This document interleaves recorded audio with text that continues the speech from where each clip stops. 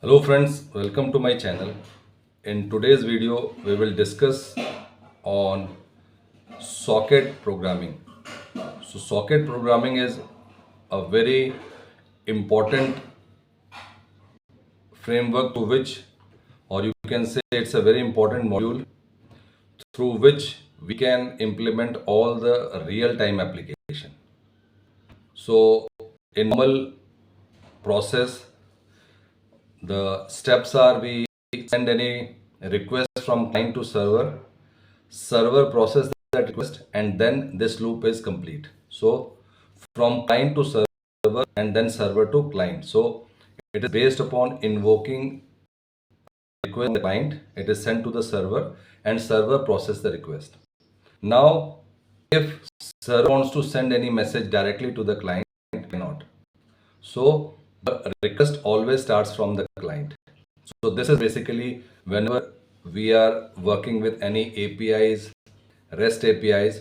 So this is the normal client server architecture. But if we want to create some real-time applications, and if we specifically talk about chat system, so in case of chat system, the loop should not finish by just invoking from client to server. It will be from server to client also, but at any time server can send, because there are a lot of clients that are there in chat system. So whenever there is any message, so the server can check to which client it needs to send, and it can easily send. So here the role of socket programming comes.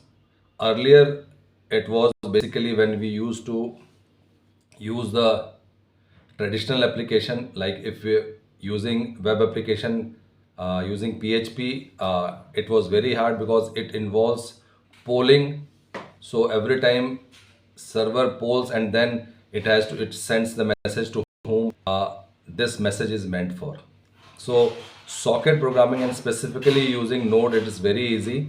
We have a package called socket.io, and we just need to create one server. For server, we have a very popular module called Express. Using Express, we can create a web server, and then once the web server is ready, then the next part is we have to install the socket npm socket.io. Now this socket.io, basically it has different events. So we have a connection event. So moment the user is connected, we just need to create a variable of that socket io, and then we used to listen on connection. And then once a user is connected, then we have a client also. So we have a library called socket.io.js. We just need to put into our client library, and then once these two things are set up, then whenever there is it keeps listening on uh, the for different clients. And then basically as soon as user is connected, it has both listen, and then we can emit, we can send the message to the client. So basically you can broadcast the message also. We have socket.broadcast.emit, so you can broadcast to all the client, because initially it listens to all the client. As soon as all the users are connected, then it has a broadcast message system also. So these are all the methods that are provided. The only thing is the difference between normal programming, where we can only send from client to server.